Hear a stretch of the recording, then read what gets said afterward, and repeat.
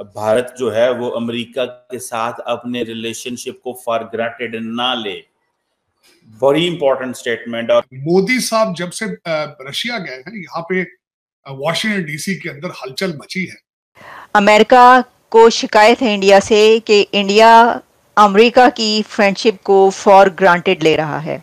असल में तो जो प्राइम मिनिस्टर मोदी का जो ट्रिप था रशिया के अंदर, उस पे बहुत ज्यादा फील किया गया है अमेरिका के अंदर कि हम तो नरेंद्र मोदी को जो है वो हीरे जवाहरात और पता नहीं क्या क्या देने को तैयार बैठे हैं। और तकरीबन आप समझे उन्होंने तकरीबन $70 बिलियन का क्रूड ऑयल 2 साल में रशिया से इंपोर्ट किया। फिर उन्होंने वार्न किया है कि हमारे रिलेशनशिप को ग्रांटेड ना लिया जाए। इसको आसान ना समझो, इतना हम इतने भी नहीं है लाचार।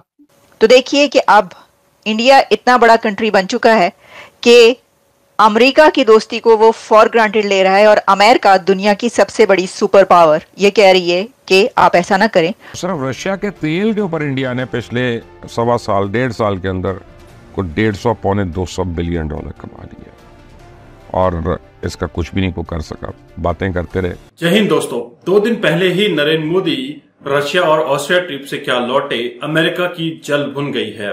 दरअसल अमेरिका के जो सफीर हैं उन्होंने कहा है कि भारत अमेरिका के रिश्ते को फॉर ग्रांटेड ना ले, और इस पर पाकिस्तानी मीडिया काफी खुश हो रही है। लेकिन एक तरफ इंटरनेशनल मीडिया ने खबर पकड़ ली है और भारत का दबदबा देखने लायक है। अब वो ये सोच रहे हैं कि नरेंद्र मोदी इसके जवाब में क्या बोलते हैं। तो इसी के ऊपर ये पाकिस्तानी रिएक्शन वीडियो है, आप इसे एंड तक जरूर देखिएगा। चैनल पर नए हैं, चैनल को सब्सक्राइब करना मत भूलिएगा। दोस्तों, भारत के अंदर अमेरिका के जो सफीर हैं, बड़े पॉपुलर सफीर हैं एरिक ग्रेसिटी, जिन्होंने कल एक स्टेटमेंट जारी की है कि भारत जो है वो अमेरिका के साथ अपने रिलेशनशिप को फॉर ग्रांटेड ना ले। बड़ी इंपॉर्टेंट स्टेटमेंट। और उन्होंने ये भी कहा कि जो स्ट्रेटेजिक ऑटोनॉमी की भारत बात करता है, उन्होंने कहा in the era of conflict ऐसी कोई चीज नहीं होती स्ट्रेटेजिक ऑटोनॉमी की।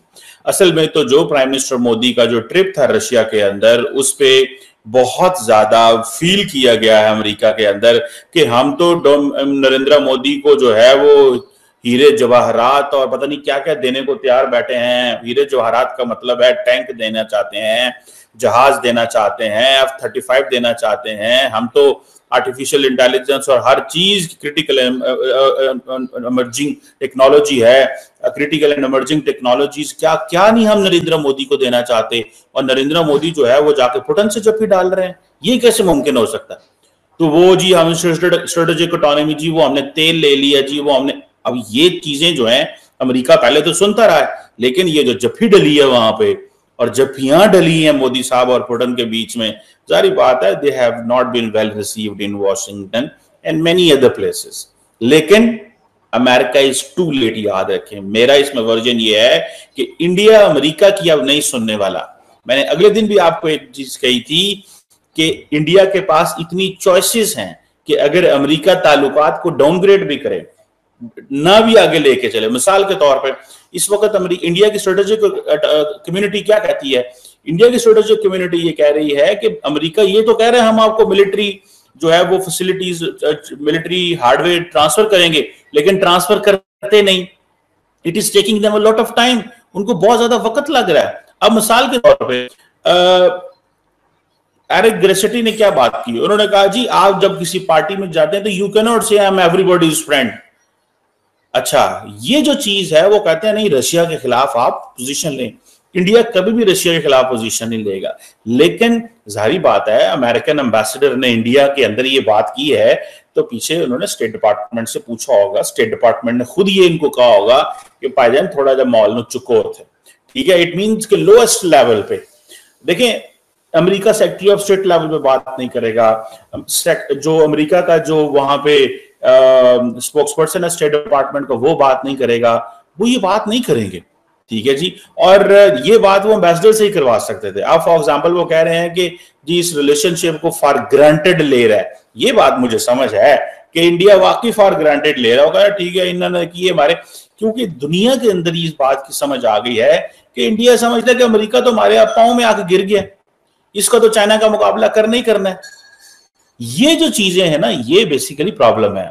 सो वॉर के अंदर वो कहते हैं, वॉर के अंदर आप ये नहीं कह सकते जिसमें आपकी जी आप स्ट्रेटेजिक ऑटोनॉमी है। अब इंडिया इतना बड़ा कंट्री बन चुका है कि अमेरिका की दोस्ती को वो फॉर ग्रांटेड ले रहा है और अमेरिका दुनिया की सबसे बड़ी सुपर पावर ये कह रही है कि आप ऐसा ना करें, हमारी फ्रेंडशिप को आप फॉर ग्रांटेड नहीं ले सकते। इस बड़ी डेवलपमेंट को हम जब देख रहे हैं तो ये नरेंद्र मोदी साहब के रशिया विजिट के बाद सामने आई है। इस तरह की चीजें चलती रही रशिया विजिट के दौरान भी, लेकिन अब जो अमेरिका के नेशनल सिक्योरिटी एडवाइजर हैं जेक सलिवान, उन्होंने बातचीत की है, उनकी टॉक हुई है, टेलीफोनिक कन्वर्सेशन इंडिया के एनएसए अजीत डोवल से।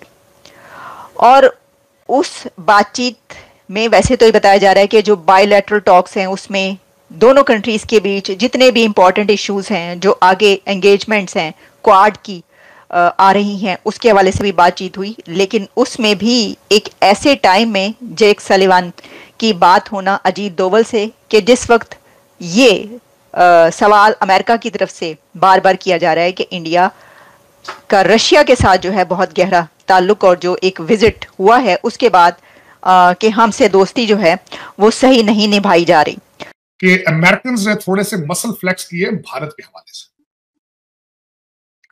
सबसे पहला लेक्चर एरिक गारसिटी जो कि अमेरिका के एम्बेसडर हैं भारत के अंदर, उन्होंने लेक्चर दे डाला और बिलखसूस उन्होंने जो 2-4 लफ्ज इस्तेमाल किए, मैं हैरान था कि इतना इस तरह के लफ्ज इन्होंने इस्तेमाल किए।